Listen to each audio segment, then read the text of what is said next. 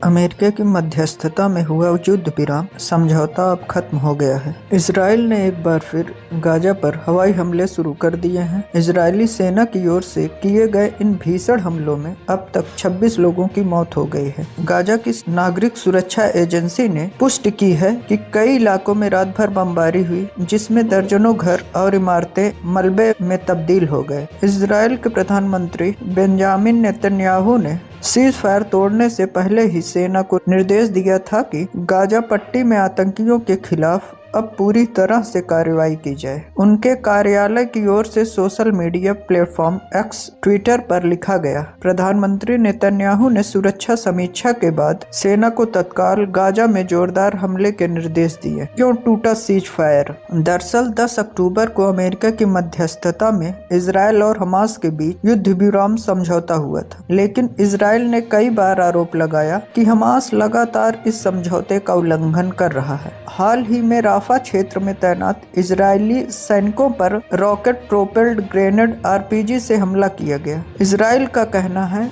कि यह हमला हमास के आतंकियों ने किया था। इस हमले के बाद इजरायली रक्षा मंत्री काट्ज ने कहा, हमास को इसकी भारी कीमत चुकानी पड़ेगी। नेतन्याहू ने आरोप लगाया कि हमास ने सीज फायर समझौते के बावजूद बंधकों के अवशेष लौटाने से इनकार किया। उन्होंने कहा, यह सीज फायर का स्पष्ट उल्लंघन है और अब इजराइल चुप नहीं बैठेगा। वहीं हमास ने अपनी सफाई में कहा कि उन्होंने किसी इजराइल सैनिक पर हमला नहीं किया। हमास ने कहा, हम अब भी संघर्ष विराम बनाए रखने के लिए प्रतिबद्ध हैं, लेकिन इजराइल के हमले जारी हैं। गाजा की स्थानीय एजेंसियों के मुताबिक कई इलाकों में धुएं और मलबे के सिवा कुछ नहीं बचा। बिजली, पानी और इंटरनेट सेवाएं बुरी तरह से प्रभावित हैं। अक्टूबर 2023 में जंग शुरू होने के बाद से अब तक 68,000 से ज्यादा लोगों की मौत हो चुकी है। हजारों लोग बेघर हैं और अस्पतालों में घायलों की भीड़ लगी है। संयुक्त राष्ट्र ने चेतावनी दी कि अगर हालात नहीं सुधरे तो गाजा पूरी तरह मानवीय त्रासदी में बदल जाएगा।